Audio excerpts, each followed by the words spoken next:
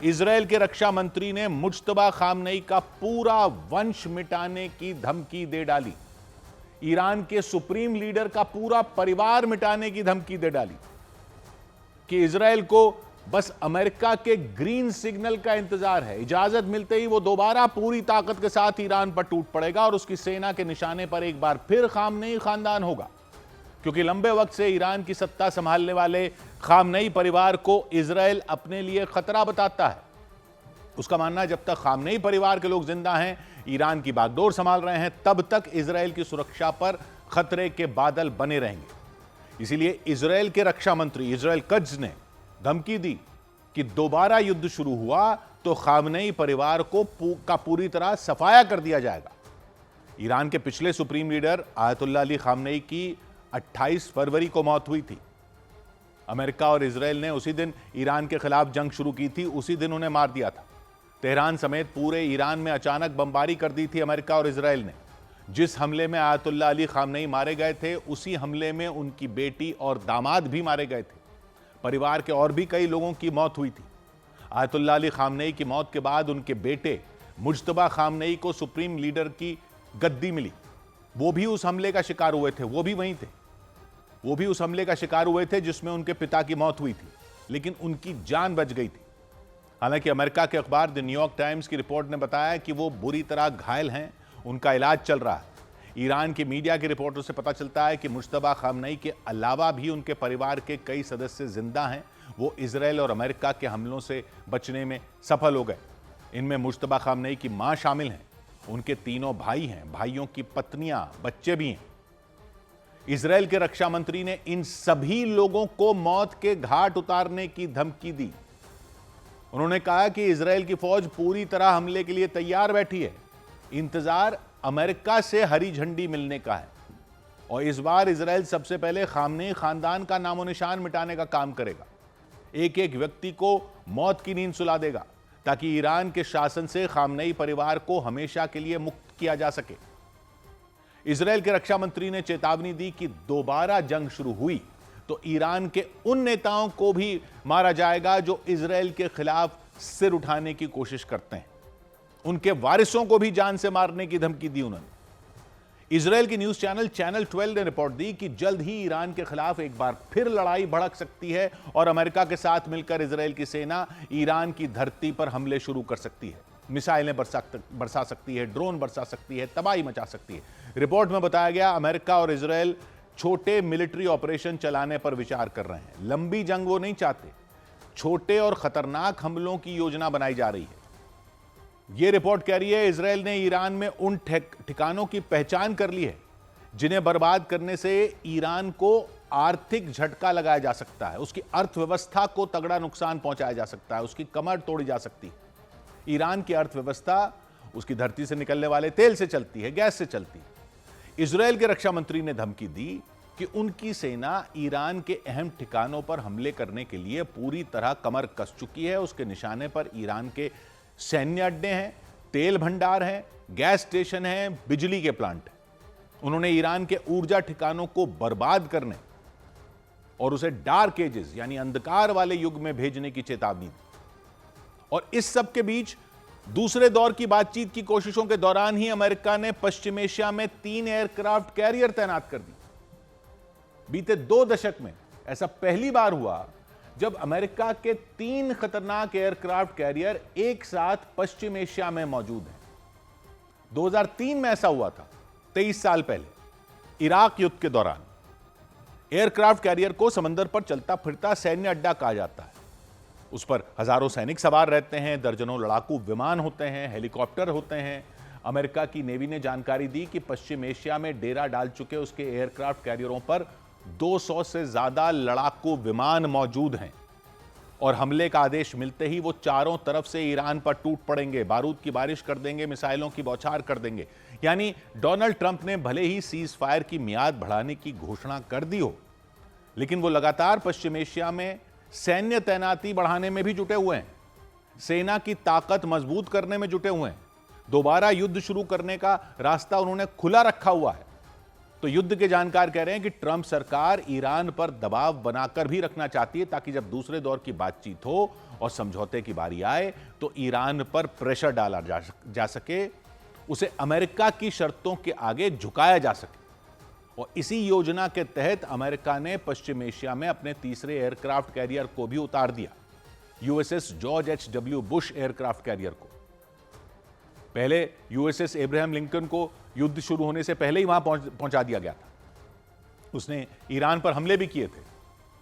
तो अमेरिकी नेवी ने बताया कि यूएसएस एब्राहम लिंकन अरब सागर के उत्तरी हिस्से में मौजूद है, ईरान का चप्पा चप्पा उसके निशाने पर है। USS George H W. बुश को हिंद महासागर में तैनात किया गया। उसने स्ट्रेट ऑफ हॉर्मूज और बाबल मंदीब गलियारे पर नजर बना रखी है। हिंद महासागर से बाबल मंदीब गलियारा यमन की तरफ है, लाल सागर की तरफ, अदन की खाड़ी को आपस में जोड़ता है, लाल सागर और अदन की खाड़ी को। उसी गलियारे की सुरक्षा में अमेरिका ने अपने तीसरे एयरक्राफ्ट कैरियर को भी लगा रखा है। उसका नाम है यूएसएस जेरल्ड आर फोर्ड।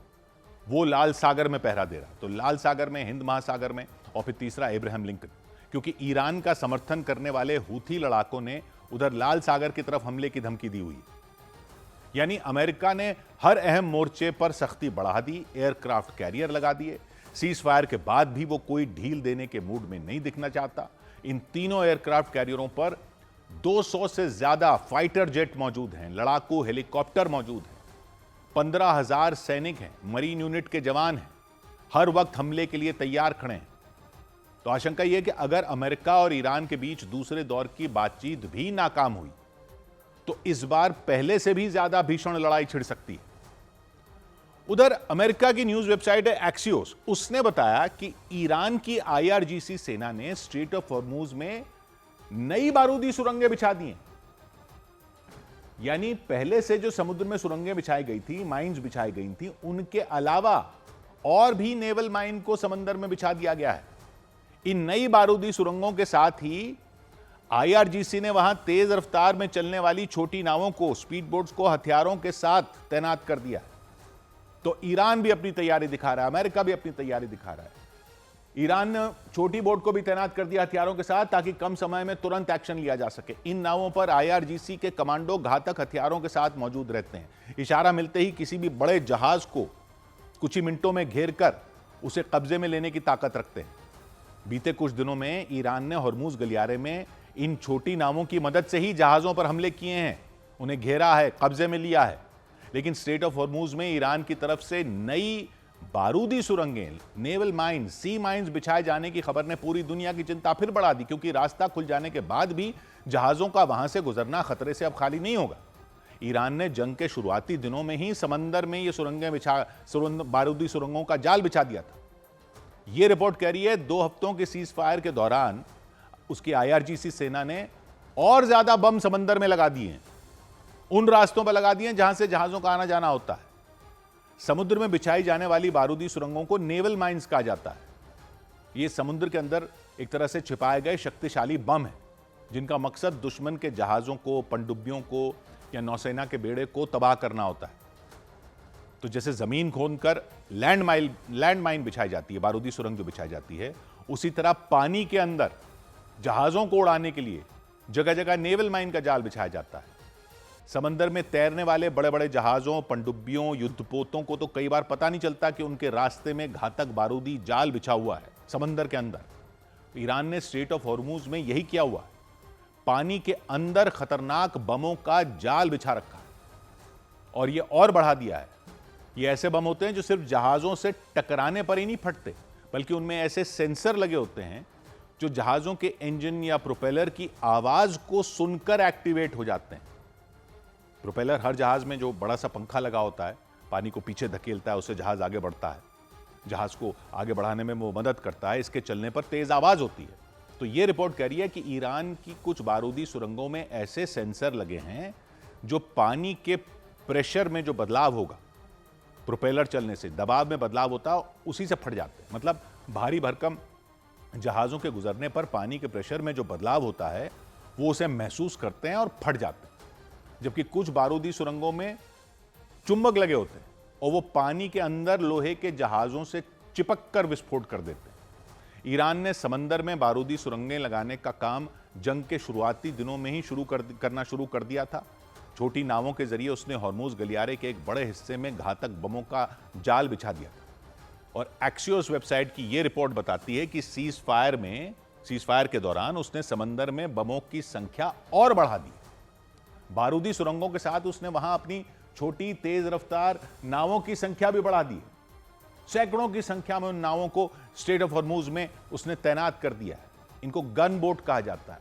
आकार इनका छोटा होता है, स्पीड तूफानी होती है, स्पीड बोट होती है, किसी भी ऑपरेशन के लिए कुछ ही मिनट में तैयार हो सकती है।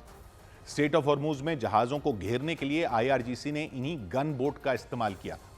ईरान ने इस ऑपरेशन का एक वीडियो भी जारी किया था जिसमें उसके सैनिक समंदर की लहरों पर हाई स्पीड गन बोट के जरिए एमएससी फ्रांसिस्का नाम के जहाज का पीछा करते नजर आए थे। कुछ ही देर में वो उस जहाज के करीब पहुंच गए थे। चेहरे पर नकाब लगाकर कई सैनिक उस जहाज पर चढ़ गए थे। उनके पास खतरनाक हथियार मौजूद थे और कुछ ही मिनटों में उन्होंने जहाज को कब्जे में ले लिया था। इस ऑपरेशन के लिए ईरान ने हाई स्पीड गन बोट का इस्तेमाल किया था। ये वजन में हल्की और आकार में छोटी होती है। 10 से 50 मीटर तक की इनका आकार होता है। पानी पर ये 40 से 70 किलोमीटर प्रति घंटा की रफ्तार से भाग सकती, कई तो उससे भी ज्यादा स्पीड से दौड़ सकती। इन्हें रेडार पर पकड़ना मुश्किल होता है। भारी मशीन गन लगी होती है, रॉकेट लॉन्चर लगे होते हैं, ग्रेनेड लॉन्चर लगे होते हैं, एंटी शिप मिसाइलें लगी होती हैं। छोटी गन बोट अकेले उतनी खतरनाक नहीं होती, लेकिन 10 से 20 नावों का झुंड एक बड़े युद्धपोत को चारों तरफ से घेर सकता है। इसे स्वॉर्म टैक्टिक कहते हैं। स्वॉर्म, जैसे जंग में देखा गया था ना कि ड्रोन भी बड़े एक साथ कई आ जाते हैं रेडार को चकमा देने के लिए, इसी तरह से ये गन बोट भी कई एक साथ आ सकती हैं स्वॉर्म में। इसमें दुश्मन को प्रतिक्रिया का समय नहीं मिल पाता, मतलब दुश्मन को संभलने का मौका नहीं मिल पाता एक साथ इतनी सारी छोटी छोटी बोट्स अगर आ जाए। स्ट्रेट ऑफ हॉर्मुज की पहरेदारी के लिए ईरान ने अपनी इन्हीं खतरनाक गन बोट को तैनात कर दिया, सैकड़ों की संख्या। इधर इजराइल के प्रधानमंत्री बेंजामिन नेतन्याहू ने एक चौंकाने वाली बात बताई कि उन्हें कैंसर हो गया था, प्रोस्टेट कैंसर। हालांकि उन्होंने इसका सफल इलाज करवाने का भी दावा किया कि अब इलाज हो चुका है, वो ठीक है। 76 साल के हैं नेतन्याहू। उन्होंने बताया कि कैंसर का इलाज उन्होंने करवा लिया और वो बिल्कुल ठीक हैं, पूरी तरह स्वस्थ हैं। नेतन्याहू की सेहत को लेकर पहले भी कई तरह की अफवाहें उड़ चुकी हैं। कुछ दिन पहले तो यह अफवाह भी उड़ाई गई थी कि ईरान के हवाई हमले में उनकी मौत ही हो चुकी है, लेकिन इजराइल की सेना और सरकार ने उन दावों को खारिज कर दिया था। लेकिन इस सब के बीच नेतन्याहू ने अपनी मेडिकल रिपोर्ट जारी की तो हर कोई दंग रह गया, क्योंकि नेतन्याहू ने खुद इस बात की पुष्टि कर दी कि उन्हें प्रोस्टेट कैंसर हो गया था। करीब 1.5 साल पहले उन्हें यूरिन संबंधी परेशानियां हुई थी। जब जांच की गई तो प्रोस्टेट कैंसर का पता चला था। हालांकि इस जानकारी को गुप्त रखा गया था, दुनिया से छिपाकर रखा गया था, क्योंकि आशंका जताई गई कि इजराइल के प्रधानमंत्री को कैंसर होने की खबर फैल जाती तो इजराइल के दुश्मन इसका फायदा उठा सकते थे। बेंजामिन नेतन्याहू ने बताया कि उन्हें जो कैंसर हुआ था उसका पता शुरुआती स्टेज में ही लग गया था। वो शरीर के दूसरे हिस्सों में फैल भी नहीं रहा था, प्रोस्टेट कैंसर था। दिसंबर 2024 में नेतन्याहू ने सर्जरी करवाई और कैंसर की गांठ को बाहर निकलवा दिया था। सर्जरी के बाद भी गुपचुप तरीके से उनका इलाज चलता रहा था और किसी को कानों कान खबर नहीं होने दी गई। इसी बीच नेतन्याहू की मेडिकल रिपोर्ट अब जारी की गई। इसको करीब 2 महीने पहले ही जारी किया जाना था। इसको रिपोर्ट में पता चला कि वो कैंसर को मात दे चुके हैं। बेंजामिन नेतन्याहू ने बताया कि उनकी मेडिकल रिपोर्ट को जानबूझकर देरी से जारी किया गया, क्योंकि जंग के दौरान ये जारी की जाती तो ईरान इसका गलत इस्तेमाल कर सकता था, उनके खिलाफ दुष्प्रचार कर सकता था। उधर न्यूज एजेंसी रॉयटर्स ने बताया कि अमेरिका का रक्षा विभाग पेंटागन यूरोप के देश स्पेन को नेटो से बाहर करवाने की तैयारी में जुट गया। पेंटागन की एक सीक्रेट ईमेल का हवाला दिया रॉयटर्स ने। उसमें स्पेन को नेटो से हमेशा के लिए बाहर रखने की मांग की गई, ऐसी ईमेल का हवाला दिया। ईमेल में ब्रिटेन और तुर्की का भी जिक्र किया गया और उनके साथ संबंधों की फिर से समीक्षा करने की बात कही गई। ईमेल ऐसे वक्त पर लीक हुई जब अमेरिका नेटो के उन देशों की लिस्ट तैयार करने में जुटा है। यह भी खबर आई थी कि अमेरिका उन देशों की लिस्ट तैयार करने में जुटा है जिन्होंने ईरान जंग के दौरान उसका साथ नहीं दिया और जंग से किनारा कर लिया, बचने की कोशिश की या अमेरिकी फौज की मदद नहीं की। नेटो में शामिल यूरोप के देश स्पेन ने तो जंग के शुरुआती दिनों में ही इसका खुलकर विरोध कर दिया था। साफ कह दिया था कि ईरान के खिलाफ की गई सैन्य कार्रवाई गैर कानूनी है, नियमों के खिलाफ है, अंतर्राष्ट्रीय कानूनों को तोड़ने वाली है। स्पेन ने ईरान के खिलाफ शुरू की गई जंग को अमेरिका की जंग बताया था और यह कह दिया था नेटो से इसका कोई लेना देना नहीं है। उसने अपने मिलिट्री बेस का इस्तेमाल करने से भी अमेरिकी फौज को मना कर दिया था और ट्रंप का पारा चढ़ गया था। वो स्पेन से बुरी तरह नाराज हो गए थे। जंग के दौरान ही उन्होंने नेटो देशों को धमकी देनी शुरू कर दी थी। We help NATO, but they'll never help us. And if the big one ever happened, and I don't think it will, but if the big one ever happened, I guarantee you they wouldn't be there. And we learned from that. And remember what I said. तो NATO से जिस तरह की मदद की उम्मीद Trump कर रहे थे वो उन्हें नहीं मिली। नेटो के देशों ने तो इस जंग से दूरी बना ली। कई देशों ने, कुछ देशों ने अमेरिका का साथ भी दिया, ईरान पर हमले का समर्थन किया। इसी आधार पर ट्रंप सरकार ने नेटो देशों की दो तरह की लिस्ट बनानी शुरू कर दी। ये खबरें आई, नाइस और नॉटी। नाइस देशों की लिस्ट में जंग के दौरान मदद करने वाले देशों को रखा, नॉटी देशों की लिस्ट में उन देशों को रखा जिन्होंने मदद नहीं की, सहयोग नहीं किया। स्पेन को ट्रंप सरकार ने नॉटी देशों वाली लिस्ट में डाल दिया। अब रॉयटर्स ने जानकारी दी कि पेंटागन ने तो स्पेन को नेटो से ही निकालने तक की मांग कर दी। हालांकि अभी इस पर कोई आधिकारिक बात नहीं आई है, कोई ऐसा फैसला हुआ नहीं है, क्योंकि इसकी एक लंबी प्रक्रिया होती है। नेटो से निकालने और उसमें शामिल करने का अधिकार नेटो के अध्यक्ष को होता है, नेटो की समिति को होता है। फाइनल मोहर नेटो के अध्यक्ष लगाते हैं। इतना जरूर है कि शुरुआत से नेटो में दबदबा अमेरिका का ही चलता रहा है, वही उसकी अगुवाई करता रहा है। लेकिन ईरान जंग के दौरान सब कुछ एक तरह से बदल गया। नेटो के साथ अमेरिका के मतभेद हो गए। इसी वजह से अमेरिका ने स्पेन को, तुर्की को, ब्रिटेन को और इटली को उस लिस्ट में डाल दिया जिन्होंने दोस्ती का हाथ आगे नहीं बढ़ाया या उस वक्त साथ नहीं दिया जब जरूरत थी, ऐसा लगता है अमेरिका को। और बढ़ाया भी तो बहुत सोच समझकर बढ़ाया। पेंटागन चाहता है कि नेटो में ऐसे देशों को अहम पदों से हटा दिया जाए या उन्हें बाहर का रास्ता दिखा दिया जाए। चर्चा इस बात की भी शुरू हो गई कि क्या खुद अमेरिका नेटो के साथ बना रहेगा या अपना रास्ता अलग कर लेगा। इधर डोनाल्ड ट्रंप ने दावा किया कि वो परमाणु हथियारों का इस्तेमाल किए बिना ही ईरान को तबाह कर चुके हैं। अमेरिका के राष्ट्रपति डोनाल्ड ट्रंप ने ईरान के खिलाफ परमाणु हथियारों का इस्तेमाल नहीं करने का भरोसा दिया। उन्होंने दावा किया कि अमेरिका ने परमाणु हथियारों का इस्तेमाल किए बिना ही ईरान को पूरी तरह से बर्बाद कर दिया है। ईरान के विदेश मंत्री अब्बास अराक्ची ने पाकिस्तान के विदेश मंत्री और आर्मी चीफ से फोन पर बात की। ईरान की मीडिया ने बताया कि यह बातचीत सीज फायर समेत कई मुद्दों पर हुई। दुनिया भर के देशों की ऊर्जा से जुड़ी योजनाएं बनाने में मदद करने वाली संस्था आईईए ने चेतावनी दी कि ईरान जंग की वजह से पैदा हुआ गैस संकट जल्द खत्म नहीं होगा। ये समस्या अगले 2 साल तक बनी रह सकती है। अगले 2 साल तक दुनिया भर में गैस की किल्लत हो सकती है। इधर महाराष्ट्र में एमएनएस पार्टी के प्रमुख राज ठाकरे के बेटे अमित ठाकरे की ऑटो टैक्सी ड्राइवरों को पीटने की धमकी के बाद वहां चल रहा यह भाषा विवाद और ज्यादा बढ़ गया।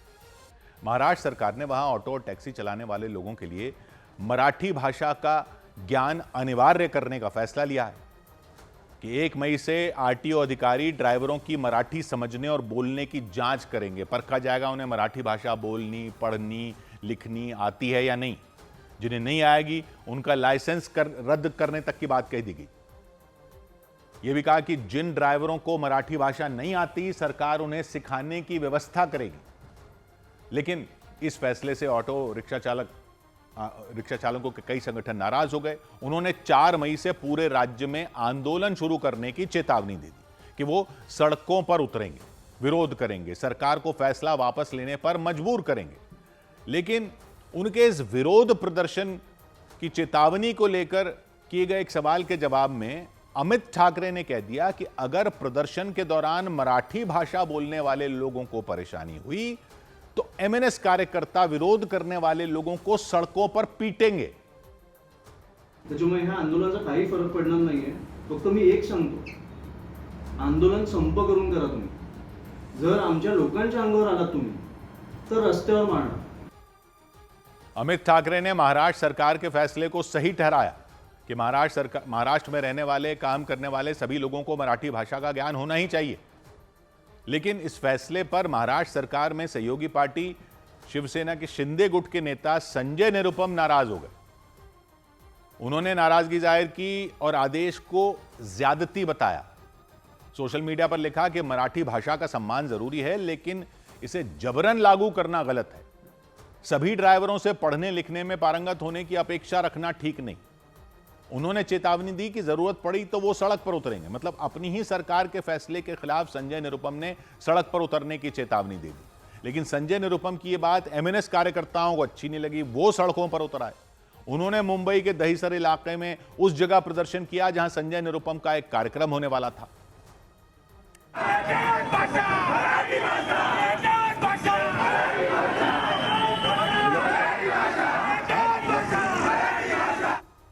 विवाद बढ़ गया तो सरकार के परिवहन मंत्री प्रताप सरनाइक ने बताया कि ऑटो और टैक्सी ड्राइवरों को केवल मराठी भाषा की बेसिक जानकारी रखने का आदेश दिया गया है। और हम ये नहीं आपको कहते कि आप जब मराठी में एमए कीजिए, पीएचडी कीजिए या और कुछ कीजिए, ऐसे तो नहीं बोलते। आपसे कुछ कविताएं लिख के नहीं हम मांग रहे, कुछ और साहित्य लिख के नहीं मांग रहे। मंत्री ने अमित ठाकरे की धमकी को गलत बताया और भरोसा दिया कि महाराष्ट्र में किसी को भी कानून हाथ में लेने नहीं दिया जाएगा। मारपीट हुई या बवाल हुआ तो पुलिस एक्शन लेगी। राजनीति का मुद्दा उठाते हुए कोई अगर ऐसे मारझोड़ करेगा या कोई गलत तरीके से बर्ताव करेगा तो वो तो गलत है, उनको वो नहीं करना चाहिए। तो हमारा होम डिपार्टमेंट है, होम डिपार्टमेंट उसके ऊपर कार्रवाई जरूर करेंगे। ये विरोध और सियासी घमासान के बीच महाराष्ट्र में कई ऑटो और टैक्सी चालकों ने मराठी भाषा सीखनी भी शुरू कर दी।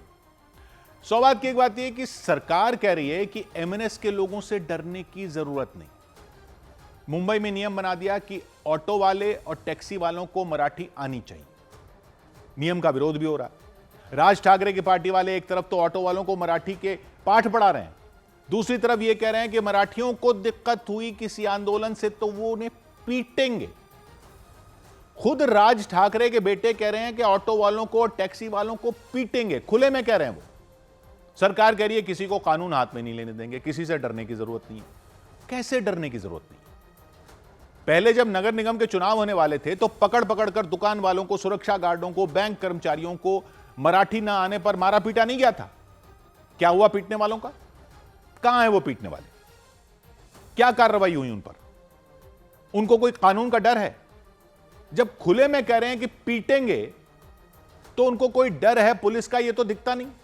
और आप कह रहे हो किसी से डरने की जरूरत नहीं है, तो करो ना ऐसी कार्रवाई फिर कि पब्लिक को भरोसा हो कि डरने की जरूरत नहीं है। जब कोई मारपीट हो जाएगी तभी कार्रवाई होगी क्या? लेकिन पिछली भी जितनी बार मारपीट हुई तो ऐसी तो कोई कार्रवाई होती देखी नहीं पब्लिक ने। नियम आपने बना दिया, नियम कई लोग मान भी लेंगे। नियम का विरोध अगर कोई शांतिपूर्ण ढंग से करे तो वो करने की आजादी तो हो। पीट दे रहे हैं, पीट देंगे कह रहे हैं ना, वो तो पुलिस भी तो दिखाए कुछ कि लगे कि डरने की जरूरत नहीं है। सौ बात की एक बात, इधर जम्मू कश्मीर के किश्तवाड़ में जोरदार धमाके से दहशत मच गई।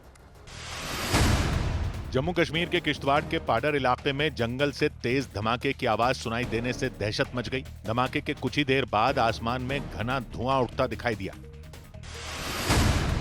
जम्मू में नशा तस्करों के खिलाफ लगातार दूसरे दिन कार्रवाई जारी रही। वहां आरएसपुरा के इंदिरानगर इलाके में नशे की तस्करी के एक आरोपी के घर को प्रशासन ने बुलडोजर से गिरवा दिया। अफसरों ने बताया जिस घर को गिराया गया वहां से चोरी छिपे ड्रग्स तस्करी की जा रही थी। टेरर फंडिंग मामले में केंद्रीय जांच एजेंसी एनआईए ने जम्मू कश्मीर के बडगाम में एक्शन लिया। एनआईए ने आरोपी तफाजुल हुसैन परीमू की जमीन को जब्त कर लिया। आरोपी को एनआईए ने पहले ही हिरासत में ले लिया था। उन पर आतंकियों की आर्थिक मदद करने का आरोप लगा था। इधर उत्तर प्रदेश के फतेहपुर में एक सरकारी अस्पताल में डॉक्टर मोबाइल फोन की टॉर्च के सहारे इलाज करने के लिए मजबूर दिखे। सरकारी अस्पताल में अचानक बिजली कट गई, घुप अंधेरा छा गया, मरीज परेशान हो गए, परिवार के लोग परेशान हो गए, डॉक्टरों के सामने बड़ी मुसीबत खड़ी हो गई, मरीजों का इलाज करना मुश्किल हो गया। तो कुछ देर के बाद मोबाइल फोन की टॉर्च की मदद लेनी पड़ी, क्योंकि सरकारी अस्पताल में रोशनी के लिए कोई इंतजाम नहीं किया गया। रात के वक्त हर तरफ अंधेरा छा गया। फतेहपुर के लोग देखिए, सदर अस्पताल के इमरजेंसी की ये हालत। लाइट जाने पे इमरजेंसी कोई जनरेटर की व्यवस्था नहीं है। देखिए हमारे बड़े भाई मनीष दुबे जी हैं, जिनके बड़े भाई अचानक ब्रेन अटैक से जो है एडमिट हुए।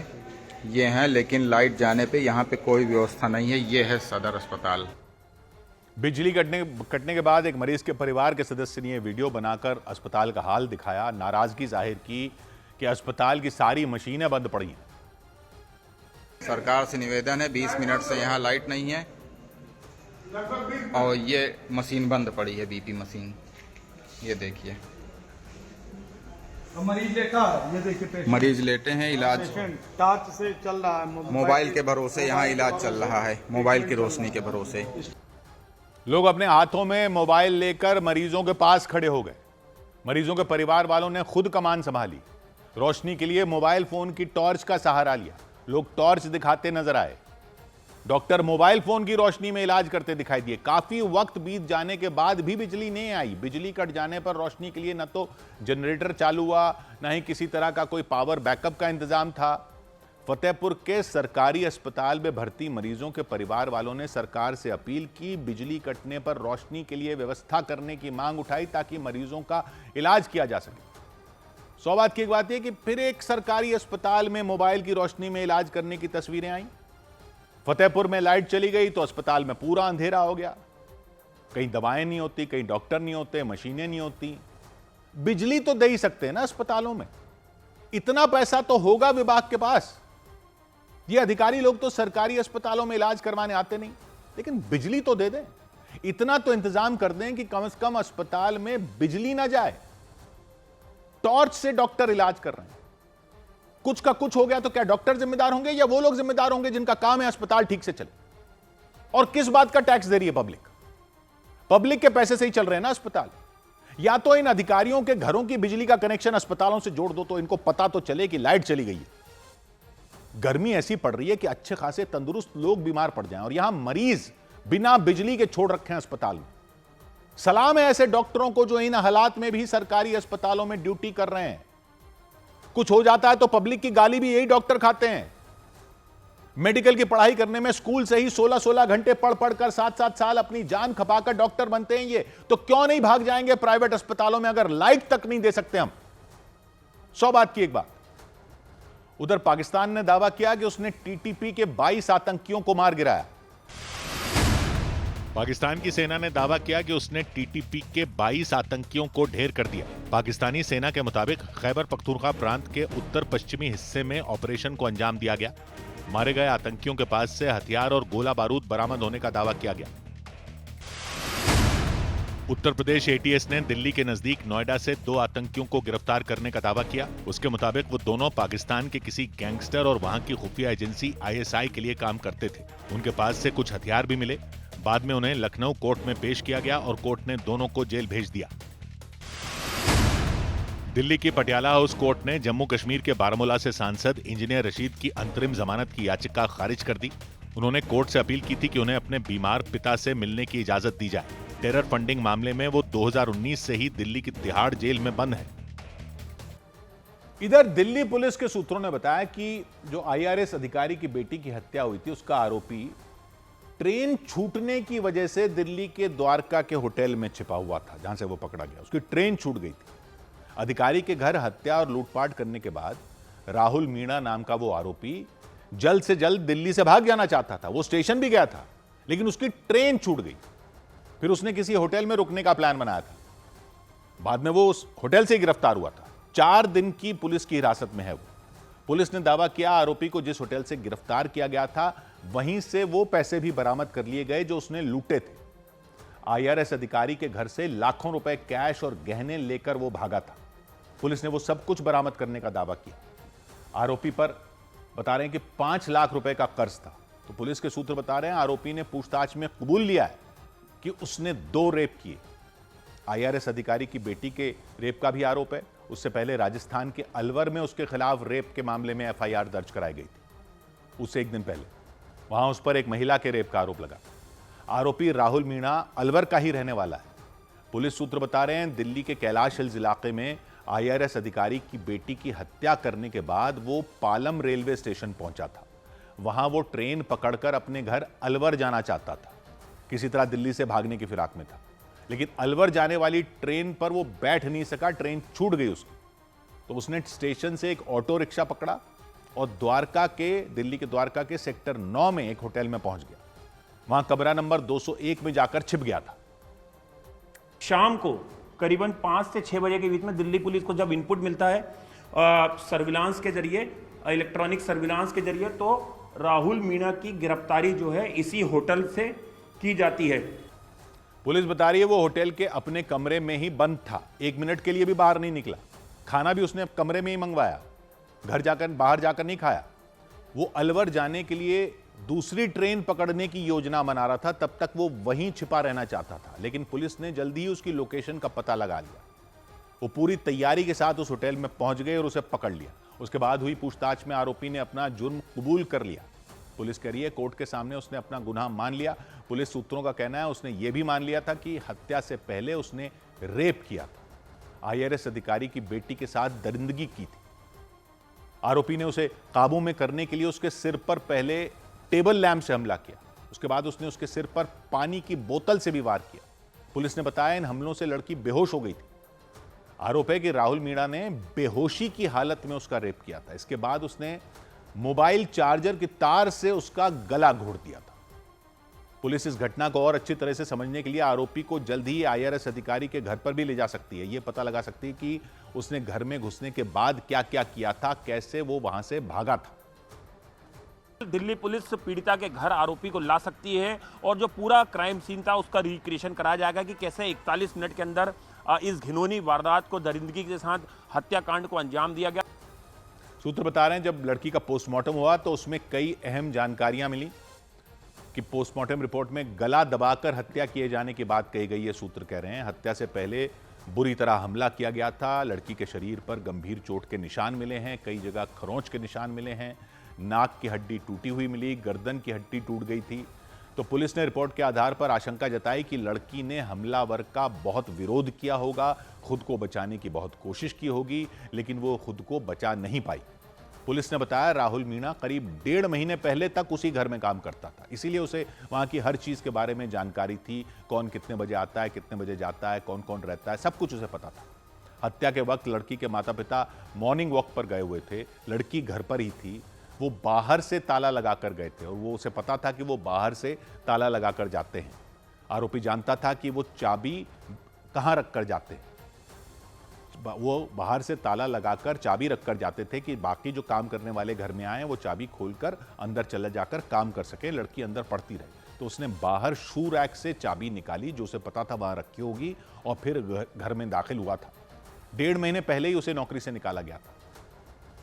पैसों की हेराफेरी का आरोप लगाया गया था उस पर और IRS अधिकारी ने उसे काम से हटा दिया था। तो पुलिस ने आशंका जताई कि इसके बाद से ही वो गुस्से में था, किसी तरह इस बात का बदला लेना चाहता था। और पुलिस सूत्र कह रहे हैं जब दिल्ली में उसे काम से निकाल दिया गया था यहां पर, तो वो राजस्थान में अपने घर अलवर चला गया था। वहां उसने क्या क्या किया, वो क्यों दिल्ली आया, इसका पता लगाने के लिए दिल्ली पुलिस राजस्थान पुलिस के साथ मिलकर पड़ताल में जुटी। पुलिस ने बताया राहुल मीणा को ऑनलाइन गेम खेलने की लत थी। ऑनलाइन गेम में वो पैसे लगाता था और ये ऐसी लत लग गई थी उसे कि उसमें वो भारी रकम हार चुका था। 5 लाख रुपए का कर्ज हो गया था उस पर और जिन लोगों ने कर्ज दिया था उनकी पहचान हो चुकी है। पुलिस जल्द ही उनसे भी पूछताछ कर सकती है। पुलिस ने जांच के बाद यह भी बताया कि आरोपी ने अपने घर वालों से कई बातें छिपाई थी। उन्हें यह नहीं पता था कि उसे दिल्ली में काम से निकाल दिया गया है। उसने अपने घर वालों को यह जानकारी दी थी कि वो खुद ही नौकरी छोड़कर आया। मम्मी, मुझे तो अब काम करने का मन नहीं कर रहा। आया बोले अभी फिर उन्होंने कि भाई तार मन न करे तो आ जा, तो न कर ला कहीं। घर वालों ने बताया कि जब वो दिल्ली से लौटा तब उसकी ऑनलाइन गेम खेलने की लत पहले से ज्यादा बढ़ चुकी थी। उन्होंने देखा वो दिन रात खेल रहा था, फोन में ही लगा रहता था। आरोपी के परिवार वालों ने अलवर में उसके खिलाफ दर्ज हुए केस को गलत बताया। उन्होंने दावा किया कि अलवर में उसके खिलाफ गांव के ही कुछ लोगों ने साजिश रच के आरोप लगाया और केस दर्ज करवाया। उसे रेप के झूठे आरोप में फंसाया गया, यह उसका परिवार कह रहा है। पुलिस कह रही है दिल्ली आने से पहले उसने एक महिला का रेप किया था। उस मामले में थाने में FIR भी दर्ज हुई थी। सूत्र बता रहे हैं दिल्ली में आईआरएस अधिकारी की बेटी की हत्या करने के बाद वो जिस फोन का इस्तेमाल कर रहा था वो फोन भी उसका नहीं था, वो चोरी का फोन था। उसे बाद में कहीं ठिकाने लगा दिया उसने। पुलिस उस फोन की भी तलाश में जुटी है ताकि उससे कुछ अहम सुराग और सबूत मिल सके। और सूत्र बता रहे हैं पुलिस आरोपी से उस फोन के बारे में भी पूछताछ कर रही है कि उसने वो फोन क्यों फेंक दिया। पुलिस कह रही है दिल्ली में आईआरएस अधिकारी की यहां उसने करीब 8 महीने तक काम किया था। 8 महीनों में वो घर का चप्पा चप्पा जान चुका था, घर वालों के बारे में सब कुछ जान चुका था, 8 महीने काम कर चुका था, दूसरे लोगों के बारे में जान चुका था। घटना वाले दिन राहुल मीणा ने हत्या से पहले लड़की को बुरी तरह पीटा, उसे बालों से पकड़कर सीढ़ियों से नीचे वाली मंजिल पर लेकर गया। उसने लड़की के फिंगरप्रिंट से एक डिजिटल लॉकर को खोलने की कोशिश की। एक डिजिटल लॉकर था, उसे पता था, और वो फिंगरप्रिंट से खुलता था। तो उसने लड़की के फिंगरप्रिंट से डिजिटल लॉकर को खोलने की कोशिश की, लेकिन वो नाकाम रहा। इसके बाद ही उसने वो लॉकर किसी तरह तोड़ दिया और उस लॉकर से फिर लाखों रुपए लेकर फरार हो गया था। पुलिस राहुल मीणा के उन वीडियो की भी जांच कर रही है जो उसने सोशल मीडिया पर अपलोड किए हुए थे। वो सोशल मीडिया के लिए कई वीडियो बनाता था। उसी जगह पर जहां उस पर हत्या का आरोप है वहां पर भी उसने वीडियो बनाया। कैलाश हिल्स इलाके में महंगी महंगी गाड़ियों के सामने खड़े होकर वो वीडियो बनाया करता था। इधर दिल्ली में पोल्यूशन सर्टिफिकेट के बिना पेट्रोल और डीजल नहीं मिलने का जो फैसला हुआ, उसके बाद पेट्रोल पंपों पर गाड़ियों की कतार लग गई। दिल्ली सरकार ने पेट्रोल पंपों को निर्देश दिए कि अगर लोगों के पास PUC pollution under control certificate नहीं है तो उन्हें पेट्रोल ना दो, डीजल ना दो, पेट्रोल के बिना ही लौटा दिया जाए। जिन गाड़ियों में प्रदूषण कंट्रोल में होता है, जो सर्टिफिकेट होता है, वो उनको दिया जाता है। नए नियमों के मुताबिक 10 साल से नए नियम क्या है, जो 10 साल से पुरानी जो गाड़ियां हैं उनको सर्टिफिकेट नहीं मिल रहा है। 10 साल से पुरानी जो डीजल गाड़ी है उनको पोल्यूशन अंडर कंट्रोल सर्टिफिकेट नहीं मिलता है। 15 साल से पुरानी पेट्रोल गाड़ियां, उनको दिल्ली में पोल्यूशन अंडर कंट्रोल सर्टिफिकेट नहीं मिलता है। तो ये भी आरोप है कि भाई उनकी वजह से प्रदूषण फैल रहा है। तो पहले ये था कि उनको पेट्रोल डीजल ना दिया जाए। जो 10 साल पुरानी डीजल गाड़ी है और 15 साल पुरानी पेट्रोल गाड़ी है, उनको पेट्रोल डीजल ना दिया जाए। अब उसको रोकने के लिए ये कर दिया गया कि पोल्यूशन सर्टिफिकेट चेक कर लो, क्योंकि 10 साल पुरानी डीजल गाड़ी है या 15 साल पुरानी पेट्रोल गाड़ी है तो पोल्यूशन सर्टिफिकेट होगा ही नहीं। पोल्यूशन सर्टिफिकेट होगा ही नहीं तो ना पेट्रोल मिलेगा ना डीजल मिलेगा।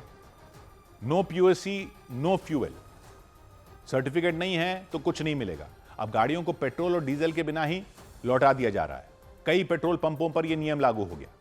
दिल्ली के प्रगति मैदान के पास पेट्रोल पंप पर गाड़ियों की लंबी कतार लगी दिखी। पेट्रोल पंप के बाहर दिल्ली सरकार के निर्देश लिखे दिखे, बैनर लगा दिखा कि पीयूसी सर्टिफिकेट नहीं तो फ्यूल नहीं। कई लोग जो है वो बिना प्रदूषण सर्टिफिकेट के भी सड़कों पर गाड़ियां चला रहे हैं, जिससे जाहिर तौर पर प्रदूषण बढ़ रहा है और ऐसे में वायु प्रदूषण को टैकल करने के लिए ये एक बड़ा कदम उठाया गया है। पेट्रोल पंपों पर कैमरे भी लगे नजर आए। ये ANPR कैमरे हैं। गाड़ियों की नंबर प्लेट से उसकी जानकारी इकट्ठा कर लेते हैं कि गाड़ी कितनी पुरानी है या गाड़ी का सर्टिफिकेशन क्या है, पीयूसी सर्टिफिकेट उसके पास है या नहीं, वो मैच हो जाता है। अगर नहीं है तो सिस्टम अलर्ट कर देता है कि इस नंबर की गाड़ी का पोल्यूशन सर्टिफिकेट नहीं है, उस गाड़ी को वापस भेज दिया जाता है बिना पेट्रोल या डीजल के। दिल्ली सरकार का कहना है प्रदूषण को रोकने के लिए यह कदम उठाया गया। सरकार ने अधिकारियों को भी निर्देश दिए कि इस पे कोई ढिलाई न बरती जाए। पेट्रोल पंपों पर निगरानी रखें, नियम का पालन नहीं करने वालों पर कार्रवाई की जाए, सख्ती की जाए ताकि दिल्ली में बढ़ रहे प्रदूषण को कम किया जा सके। उधर यूपी के मेरठ में मामूली झगड़े में एक दुकानदार पर 2 लोगों ने गोली चला दी। उत्तर प्रदेश के मेरठ में एक दुकान के मालिक को सरेआम गोली मार दी गई। पुलिस के मुताबिक 2 लोग उस दुकान में पहुंचे और पैटीज खाने को लेकर उनका दुकान के मालिक से झगड़ा हो गया। आरोप लगा इस झगड़े के बीच उन्होंने दुकान के मालिक पर गोली चला दी और वो गंभीर रूप से घायल हो गए। पीड़ित है, उनको अस्पताल में भर्ती कराया है, उनका इलाज चल रहा है। साथ ही में ये जो अभियुक्त है इनकी शीघ्र गिरफ्तारी के लिए 4 टीमें गठित की गई है और बहुत जल्द इनकी गिरफ्तारी की जाएगी। उत्तर प्रदेश के चंदौली में हत्या और लूट के आरोपी धर्मेंद्र भारती को पुलिस ने मुठभेड़ के दौरान गिरफ्तार करने का दावा किया। पुलिस के मुताबिक कुछ दिन पहले आरोपी ने एक परिवार पर हमला कर दिया था और फरार हो गया था।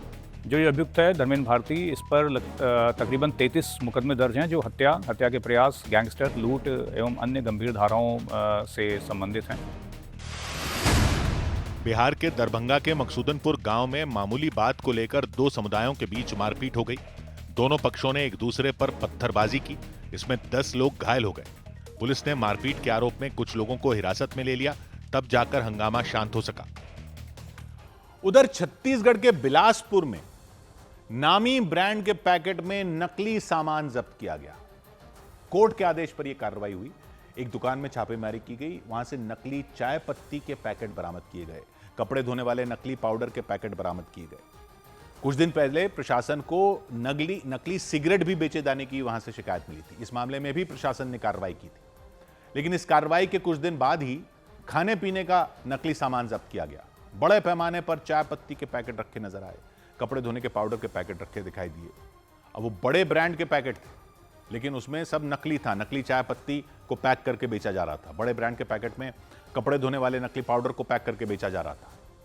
ब्रांड के फर्जी रैपर का इस्तेमाल किया जा रहा था और बड़े नामी ब्रांड के नाम पर बाजार में इनको खपाया जा रहा था। लोगों के साथ धोखाधड़ी की जा रही थी। जिस ब्रांड के नाम पर यह धोखाधड़ी हो रही थी, उसे इसकी खबर लगी थी। उसने बॉम्बे हाई कोर्ट में याचिका दाखिल की थी, नकली सामान बेचने वालों के खिलाफ कार्रवाई की मांग की थी और बॉम्बे हाई कोर्ट ने इस मामले में जांच के आदेश दिए थे और उस आदेश पर प्रशासन की टीम बिलासपुर के व्यापार विहार इलाके में पहुंची और उस दुकान में छापेमारी की। पुख्ता प्रमाण मिले थे तो इसमें कार्रवाई की गई है और इसी तरह से जो भी नकली सामान होंगे जिसमें एविडेंस के साथ अगर इसमें चीजें आएंगी तो उसमें भी निश्चित तौर पर कार्रवाई होगी। आरोप है कुछ दिन पहले बिलासपुर में नकली हेयर ऑयल भी जब्त किया गया था। भारी मात्रा में नकली सिगरेट के पैकेट भी मिले थे। ऐसा ही मामला उत्तर प्रदेश के अमरोहा से भी सामने आया।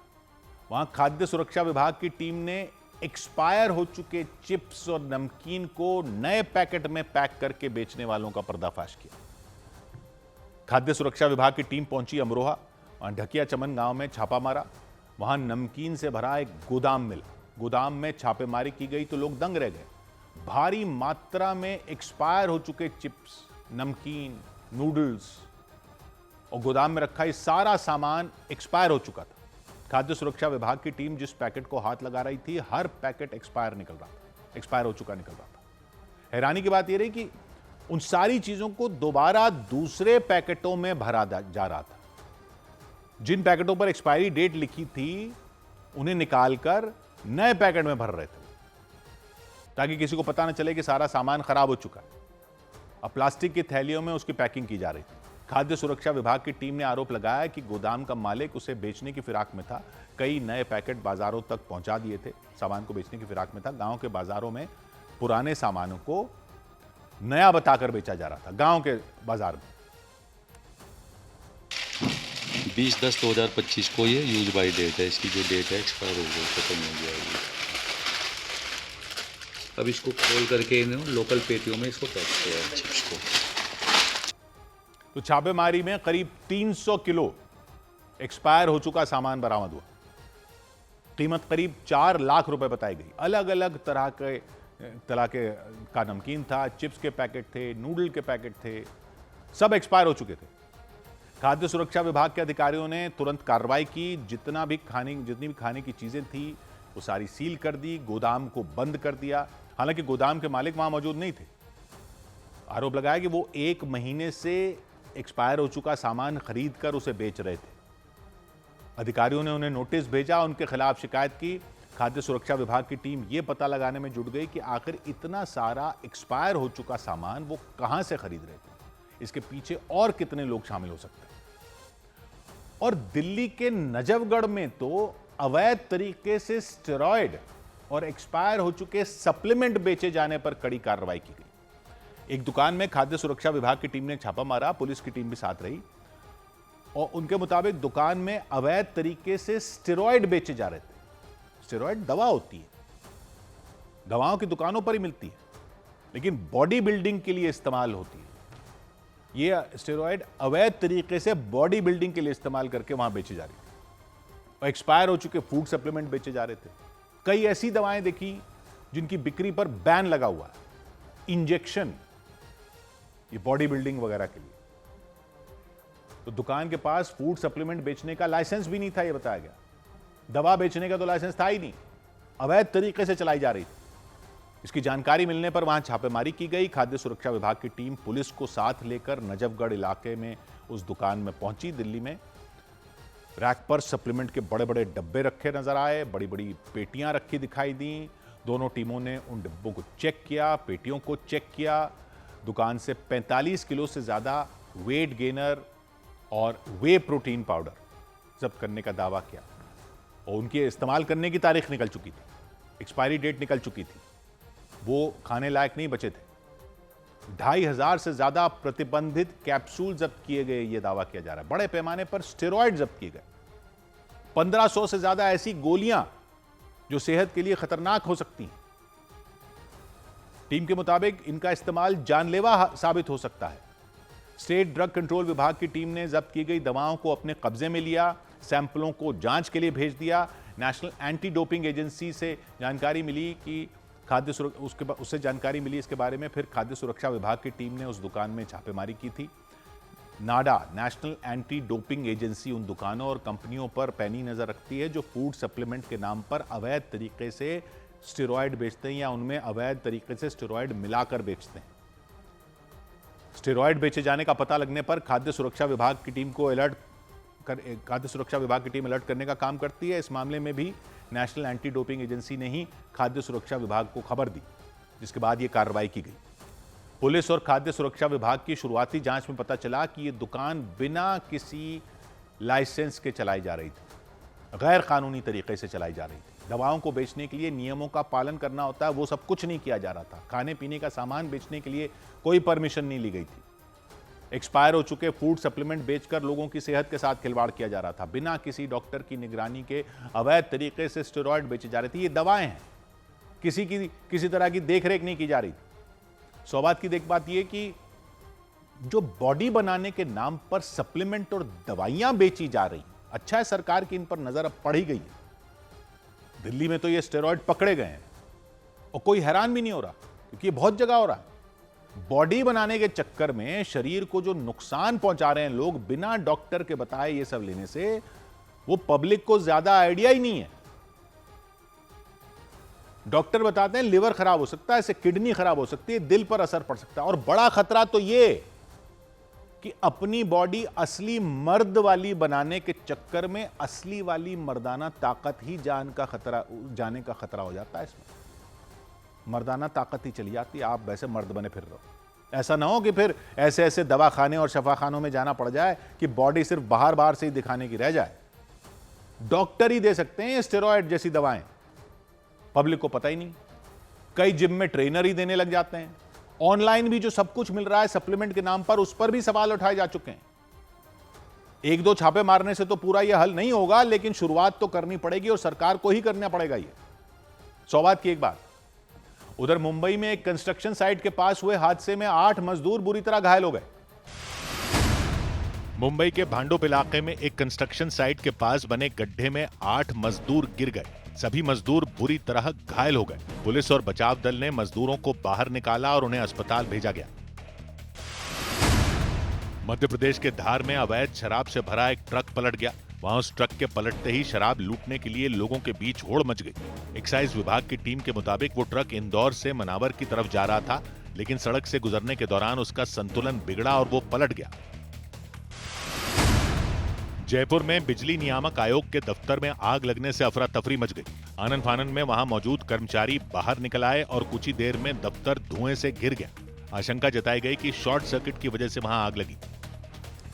इधर गैंगस्टर लॉरेंस बिश्नोई पर बनी web series Lawrence of Punjab की रिलीज पर केंद्र सरकार ने रोक लगा दी। पंजाब कांग्रेस के अध्यक्ष अमरिंदर सिंह राजा वड़िंग ने हाई कोर्ट में याचिका दायर की थी, वेब सीरीज पर रोक लगाने की मांग की थी। उसी याचिका पर सुनवाई के दौरान केंद्रीय सूचना एवं प्रसारण मंत्रालय ने इसकी जानकारी दी। Web series Lawrence of Punjab की रिलीज पर रोक लगा दी गई। लॉरेंस बिश्नोई के परिवार वालों ने भी इस वेब सीरीज का विरोध किया था। पंजाब पुलिस ने भी केंद्र सरकार से इस पर रोक लगाने की मांग की थी। 27 अप्रैल को एक OTT प्लेटफॉर्म पर रिलीज होने वाली थी, लेकिन अब रिलीज टाल दी गई। रिलीज पर रोक लगा दी केंद्र सरकार ने और OTT प्लेटफॉर्म को इस वेब सीरीज का प्रसारण नहीं करने के आदेश दे दिए। इंडिया ने हाई कोर्ट को इन्फॉर्म करा कि जो रिक्वेस्ट थी वो मान ली गई है और एक एडवाइजरी इशू करी गई है ZEE5 को कि इस मूवी पे बैन लगाया जाए।